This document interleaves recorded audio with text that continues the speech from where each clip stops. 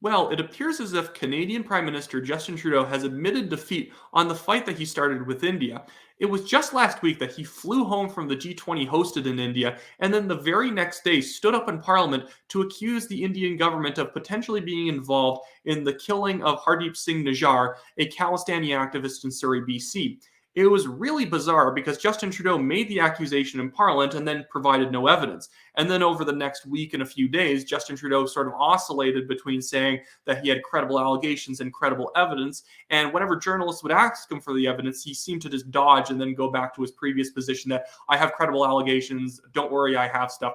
And I would admit that the US diplomats did come out and say, hey, the Five Eyes intelligence agencies gave Canada information that potentially shows that India might have been involved in the killing of Nijjar. But it never seemed like the Five Eyes ever wanted Justin Trudeau to make this accusation or that they believed in their evidence enough that this is just something that Canada should throw out there. They probably just proposed that this is a possibility among others. And because Justin Trudeau's Liberals are fairly Khalistani friendly, they immediately came out with the accusation against India. I'm not sure if Justin Trudeau thinks this is a viable campaign strategy or his ego is so hurt from all of his terrible visits to India that he just wants to go after Modi and the BJP with this. But to put it shortly, it was a disaster. He looked terrible, and this is not how you treat allies. If India did kill Nijjar, and there is still that possibility, maybe we just don't have the evidence to prove it. If you can't prove something, especially against an ally, you don't say anything. Because if you can't prove it, you just stick to the back channels. You talk to them behind the scenes. You don't come out with an allegation with no evidence to back it up. And when I say that Justin Trudeau seems to be admitting defeat, just today when he was in Montreal, reported by many Canadian media outlets and Indian media outlets, Justin Trudeau is now talking about how he wants to strengthen ties with the Indian government and how special and significant the relationship between India and Canada is. This effectively signals that he's not going to push this Nijjar matter any further. I think Justin Trudeau looked really bad in front of the Indian-Canadian community by basically conflating Khalistani extremists with Sikh Canadians. Khalistanis are not Sikhs. They make up a tiny portion of the Sikh community. It is a small group of people. It would be like saying that Catholic Canadians are supportive of the IRA. You don't do that. That's an incredibly stupid thing to say. So he's been probably losing a lot of Indian supporters over this, both Sikh, Hindu, and Indian Christians. And I think that Justin Trudeau is effectively done with this Nijjar matter because you don't start stressing how good the relationship between India and Canada are and how we need to strengthen ties and how we have such a great relationship. He did sprinkle in there like, oh, I hope Indian, gets them involved in this investigation about Nijjar's death. That even though he put that in, you don't put those other more positive, warm messages into your statement if you're not going to drop it. Because what's he going to do? Oh, we have such a great relationship with India, and the next day, India killed him.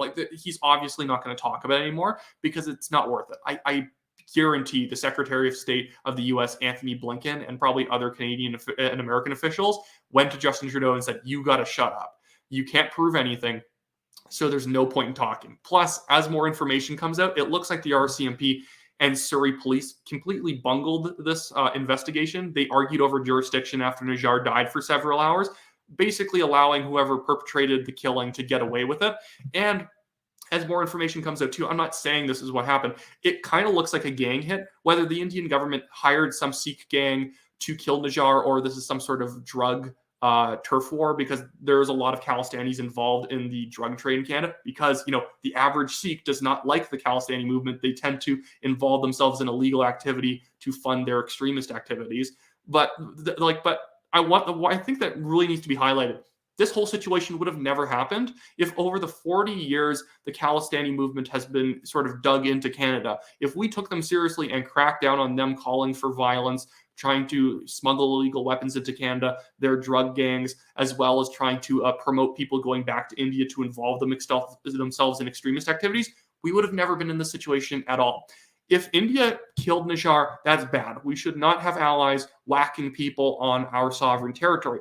At the same time, we shouldn't have extremist movements being harbored in Canada. It's ridiculous. We would obviously not like it if in the 70s, after the FLQ had killed Canadian officials and were blowing up libraries and post offices and other government buildings, if they went over to India, and they were set up shop in New Delhi, and like the Indian government's like, well, we don't care if they might have been killing people or they're training people on how to shoot firearms and sending them back to Canada. It's not our business. They have free speech.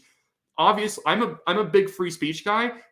Putting up posters on a supposedly religious building calling for Indian officials to die is probably not free speech. That's calling for someone's death. That is incitement to violence. That has nothing to do with portraying political views that people might disagree with. This is just saying this person needs to die. We should obviously not tolerate these people, and if we never tolerated them from the start, the Indian government would never have an incentive to kill someone on Canadian soil. We don't know if they did. If they did, it's still bad, but we wouldn't even be in this discussion if we took extremism seriously. And this is not the only extremism issue that Canada, and especially Justin Trudeau, hasn't taken seriously. Literally, the IRGC killed over 150 or so, I think it was over 200 Canadians on flight PS-752 that flew over Iran. The Iranian government obviously blew up that plane intentionally, and it was the IRGC that did it, the Iranian Revolutionary Guard, the like hardcore terrorist arm of the Iranian regime government. After that killing happened, the Canadian government has still refused to list the IRGC as a like blacklisted terror group, and because they're not listed as a terror group, it makes it way easier for Iran to funnel money through Canada. That we have a massive issue with money laundering in Canada, and that goes for Islamist groups, that goes for Khalistani groups, and that goes for any other sort of drug group, Tamil Tigers, any sort of weird separatist group is always going to pick Canada to funnel money through rather than the US, because the US actually takes money laundering for extremism very seriously, and we don't. But this is a situation where Justin Trudeau looked absolutely terrible. He's proving that he is not a very serious actor on the world stage. And I've mentioned this before on Indian TV interviews I've done.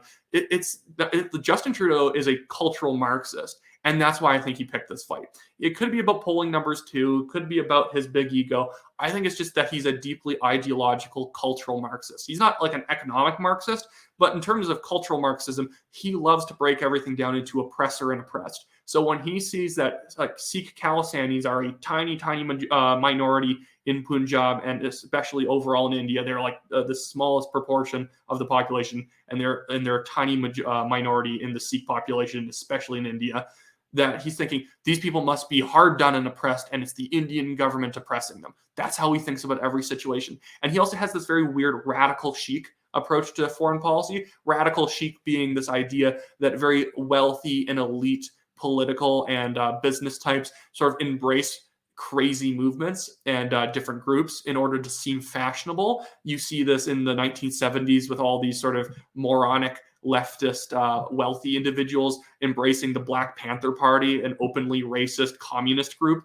And now you have Justin Trudeau embracing Khalistanis, or at least enabling them, going soft on terror groups attacking Israel and other Western countries, cozying up to Iran and China and all these other bad actors. And he thinks he's just being so high-minded and progressive, and he can see through the whole foreign policy game, and he knows who are the real good guys, or some people are misunderstood, and only someone as intelligent as Justin Trudeau can see how misunderstood they are. And that's where, despite all of the violent rhetoric that comes out of the Khalistani community or movement, Justin Trudeau looks at them and is like, oh, look at these hard-done, oppressed freedom fighters. Oh, come here, and just gives them a big old hug. This is effectively what his government's done. But I'm happy that this is going to be this is a tension that's probably being toned down now. Canada does not have any business getting into a fight with India over this unless we have smoking gun evidence, in which I think even then, I don't think you come up publicly and accuse India. I think you do this through back channels. Regardless, that's it for me today, and I hope everyone has a fantastic rest of their week.